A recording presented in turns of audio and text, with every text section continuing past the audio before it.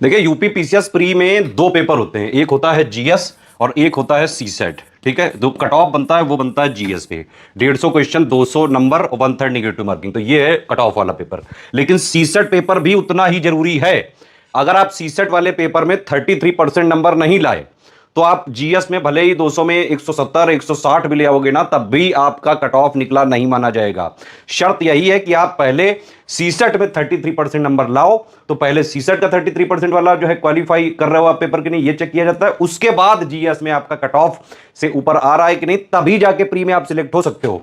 तो सीसेट के लिए ये समझना जरूरी है कि कितने क्वेश्चन अटेम्प्ट करें। कई सारे स्टूडेंट ने पूछा भी है ये, क्या स्ट्रेटेजी होनी चाहिए जिससे सीसेट का पेपर हर हाल में आप जो है क्वालिफाई करने की स्थिति में रहें। अब सीसेट की पूरी गणित समझिए। सीसेट के में वैसे तो कई सारे सब्जेक्ट लिखे हुए हैं, जो मोटे मोटे सब्जेक्ट हैं, जो वाइड स्तर पर देखें तो 5 सब्जेक्ट हैं। पहला है हिंदी, ठीक है, इससे करीबन हर बार 20 से लेके जो है 24 25 26 सवाल तक आ जाते हैं। ठीक है, दूसरा है इंग्लिश, इसमें 12 से लेके 18 सवाल तक आ जाते हैं। तीसरा है रीजनिंग और एप्टीट्यूड, इन दोनों को मिला के 40 से 45 सवाल आ जाते हैं हर बार। और सबसे लास्ट है इंटरपर्सनल स्किल, इससे करीबन 10 से 15 सवाल हर बार आते हैं। और ये जो 10 से 15 सवाल हैं, इसके लिए बहुत ज़्यादा जो है चीज़ें थ्योरी वगैरह पढ़नी पड़ सकती हैं। मतलब मोटा मोटा ये है 100 क्वेश्चन आते हैं सीसेट के पेपर में, 200 नंबर का होता है, 1/3 निगेटिव मार्किंग है। रूल क्या है इसमें, 33% आपको लाने ही लाने हैं। 33% नंबर या फिर 33% आप समझ सकते हैं, या फिर 200 नंबर का पेपर है भाई, 66 नंबर लाने हैं कुल मिला के इसमें। ठीक है, 1/3 निगेटिव मार्किंग इसमें भी है।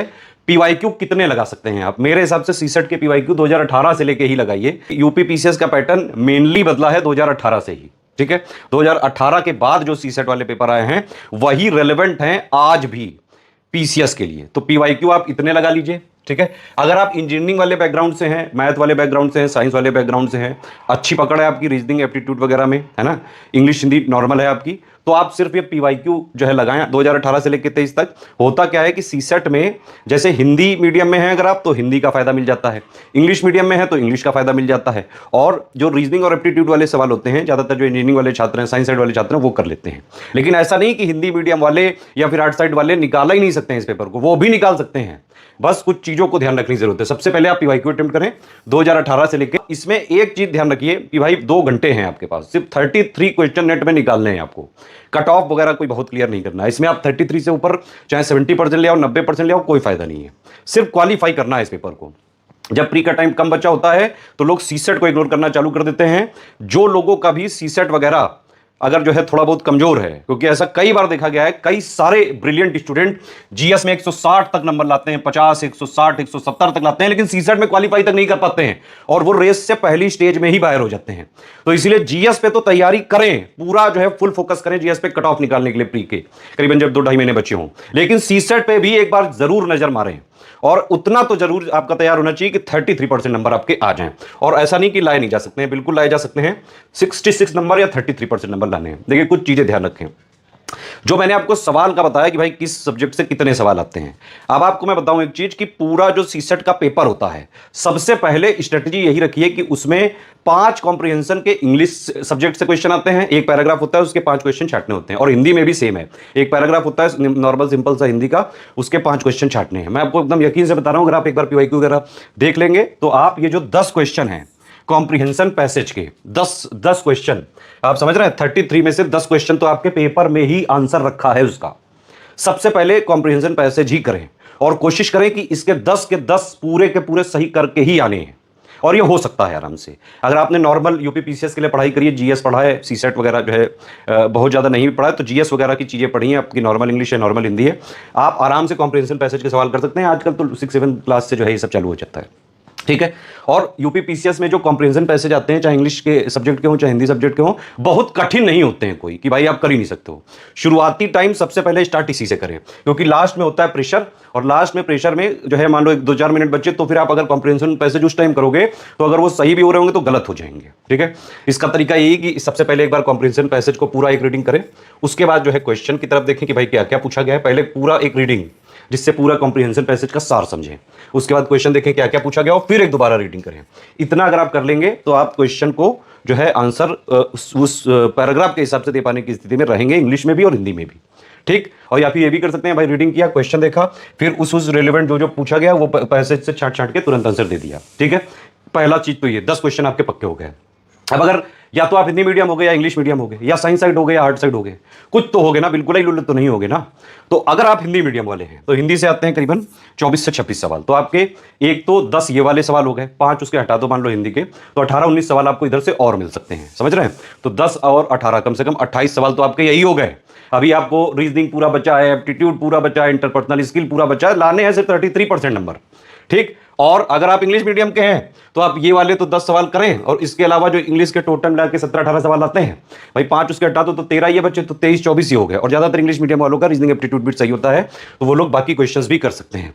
इसके बाद क्या करें आप कि अभी जो है पूरा पेपर खत्म नहीं हुआ है, कॉम्प्रिहेंशन पैसेज करने में मेरे हिसाब से 10 क्वेश्चन करने होते हैं, ज्यादा से ज्यादा इसमें 10 से 15 मिनट लगेगा शुरुआत में अगर आप एकदम करेंगे। और ये रणनीति ही सबसे बढ़िया होती है। कॉम्प्रिहेंशन पैसेज को कभी भी लास्ट में करने की मत सोचिएगा, हमेशा गच्चा खा जाएंगे, ठीक है। ये जो है ट्राइड एंड टेस्टेड है, सीसेट वगैरह में हमेशा कभी भी 70-80% से कम नंबर नहीं आए हैं मेरे, उस बेसिस पे बता रहा हूँ। मैं खुद एक इंजीनियर हूँ, मैं NIT इलाहाबाद से मैकेनिकल इंजीनियर का, तो ठीक है। तो ये हो गया आपका टोटल, ठीक। इतना अगर आपने कर लिया, आपके किसी भी मीडियम में है, आप कम से कम 25 के आसपास सवाल आपके सही हो रहे हैं, इतना दोनों करके, ठीक है। बचे 8-10 क्वेश्चन। भाई आपके पास रीजनिंग एप्टीट्यूड के 45 सवाल हैं। मैं आपको बता रहा हूं कि जो ये रीजनिंग एप्टीट्यूड के 40-45 सवाल होते हैं, ठीक है, नेक्स्ट स्लाइड पे चलते हैं। तो इसमें से अगर आप 2018 से लेकर 23 तक सारे जो है प्रीवियस ईयर क्वेश्चन पेपर लगा लेते हैं, तो आप ये पाएंगे रीजनिंग एप्टीट्यूड के कई सारे सवाल हर बार सेम टाइप के आते हैं। मतलब उसमें कोई बहुत ज्यादा जो है चेंज नहीं होता है। जैसे एक सवाल डायरेक्शन का आता ही आता है, सीधा आप ये वाला फिगर जो है आप याद करें, ये एक फिगर है सिंपल सा, नॉर्थ साउथ वेस्ट ईस्ट, इसके बीच वाला हो गया नॉर्थ ईस्ट, इसके बीच वाला नॉर्थ वेस्ट, इसके बीच वाला साउथ वेस्ट, इसके बीच वाला साउथ ईस्ट।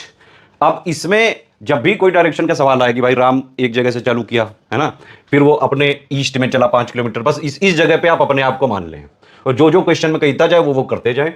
फाइनली आप देखेंगे कि पाइथागोरस थ्योरम आती है ना, उससे आपका सवाल निकल जाएगा। जनरली इधर उधर घुमा के जो भी ये है उसमें जो है आंसर निकल आता है। मैंने एक डायरेक्शन की बाकायदा ट्रिक वगैरह बताई, मैं उसका वीडियो इसमें जोड़ दे रहा हूँ, आप उसको देख लें तुरंत। यहाँ पूरा एक्सप्लेन करेंगे तो वीडियो लंबा हो जाएगा, ठीक है। दूसरा रिलेशन, एक फोटो जो है बोल देगा कि भाई ये फोटो को देखो, बस इसमें से अपना रिलेशन लगा के जो है बता देगा कि ये तुम्हारी मामा की, चाचा की, बुआ की, फूफी की, उनका जो है भतीजा है, इस तरह से आप बताओ वो क्या है आपका।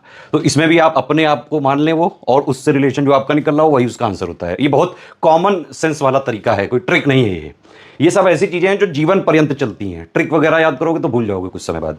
ये सब ऐसी हैं जो अंडरस्टैंडिंग वाली हैं, बेसिक वाली चीजें हैं, ठीक है। फिर ये नंबर सीरीज, इसमें थोड़े बहुत अगर पीवाई वगैरह प्रैक्टिस कर लो, बहुत बड़ा लेवल नहीं होता है, आराम से किए जा सकते हैं। क्लास वाइज रैंक वाले सवाल आते हैं कि भाई एक क्लास है, आगे से 20वां नंबर जो है रामू का है, पीछे से 14वां नंबर जो है इसका है, और फिर उसमें से कोई बीच का नंबर निकालने को बोल देते हैं।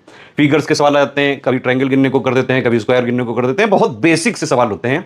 इनके अलावा भी कई सारे क्वेश्चन ऐसे होते हैं जो बिल्कुल कॉमन सेंस पे बेस्ड होते हैं। आप अगर पूरे पेपर को इस तरह से आप अटेम्प्ट करना चालू करें, सबसे पहले पैसेज आपने कर लिया, ठीक है, पहले पैसेज हो गया, ठीक। फिर उसके बाद आप क्या करें कि 1 से लेके आप 100 क्वेश्चन तक सारे क्वेश्चन अटेम्प्ट करें। मतलब आपका राउंड 1 जो है वो पैसेज के बाद चालू होगा। यहां पे राउंड 1 शुरू में ना चालू करें, सबसे पहले हिंदी और इंग्लिश का पैसेज, उसके बाद राउंड 1 होगा। फिर 1 जो है लगाया, आ गया, गोला फिल कर दिया तुरंत। 2 वाला अटेम्प्ट किया, आ गया, गोला फिल कर दिया। 3 वाला आ गया, गोला फिल कर दिया। 4था नहीं आया, कोई बात नहीं, 5वां देखें। इस तरह से आप 1 से लेके 100 तक चलें, ठीक है। और बिल्कुल जो है धैर्य बनाए रखें। वहां पे पेपर में 33% आपके आई से ही आ सकते हैं। PYQ देख लें, नॉर्मल कॉमन सेंस पे बेस्ड अगर आप जो है चीजें करेंगे 33% आ जाते हैं लोगों के नंबर, ठीक है। दूसरी बात ये मैंने आपको बता दिया भाई, रीजनिंग एप्टीट्यूड के 45 क्वेश्चन है। मैं माना अगर आप भाई 8 साइड्स के भी हो, तो अगर आप सिर्फ और सिर्फ कॉमन सेंस वाले, जो कोई भी कर सके कॉमन सेंस को जो है थोड़ा सा दिमाग दौड़ा के, ऐसे क्वेश्चन मैंने ऑब्जर्व किया है हर साल के पेपर, बहुत जो है पीसेस वगैरह में एनालिसिस करी हुई है। 45 क्वेश्चन में से आप किसी भी हालत में कम से कम 10 से 15 क्वेश्चन आप निकाल ही लेंगे। ये मैं उन लोगों की बात कर रहा हूं जो 8 साइड वाले हैं, साइंस वगैरह वाले या मैथ वाले तो उड़ा डालते हैं पूरे के पूरे, ठीक। अब एक बचा जो है टॉपिक, वो है इंटरपर्सनल स्किल, ठीक है। इसमें क्या होता है, इसमें हर बार 10 से 15 सवाल आ जाते हैं, ठीक है। लेकिन ये जो 10 से 15 के लिए अगर आप थ्योरी वगैरह पढ़ेंगे, वैसे बुक वगैरह आती है, बहुत बड़ी बड़ी बुकें हैं, पूरी चीजें पढ़ने की जरूरत नहीं है, सिर्फ टू द पॉइंट पढ़नी होती है चीजें, ठीक है। आप इंटरपर्सनल स्किल के 5-6 साल के सवाल ही देख लें, तो उसमें से जितने सवाल आते हैं, अगर मान लीजिए 15 सवाल आए, तो मैं आपको शर्त लगा के बता रहा हूं 6 से 7 क्वेश्चन आप कॉमन सेंस पे बेस्ड होते हैं, आराम से कर लेंगे, ऐसे ही कर लेंगे। पीसीएस की तैयारी में आप इतनी सारी चीजें पढ़ते हैं, जीएस पढ़ते हैं, करंट पढ़ते हैं, कई सारे सब्जेक्ट पढ़ते हैं, है ना, मेंस वगैरह में आंसर राइटिंग वगैरह करते हैं, तो एनालिटिकल स्किल जो है, ब्रेन स्टॉर्मिंग करते भी हैं आप इसमें, मतलब करनी ही पड़ती है, बिना उसके जो है आप पीसीएस ही नहीं निकाल सकते हो। तो इतना आइडिया हो जाता है। और फिर भी अगर आपको चीजों का डर लग रहा हो, सीसेट के हमने पापा वीडियो दिए हुए हैं फ्री में, हिंदी का भी दिया है, इंग्लिश का भी दिया है, रीजनिंग का भी दिया है, एप्टीट्यूड का भी दिया है, इंटरपर्सनल स्किल का भी दिया है, दोनों मीडियम में। यूट्यूब से आप वो देख सकते हैं।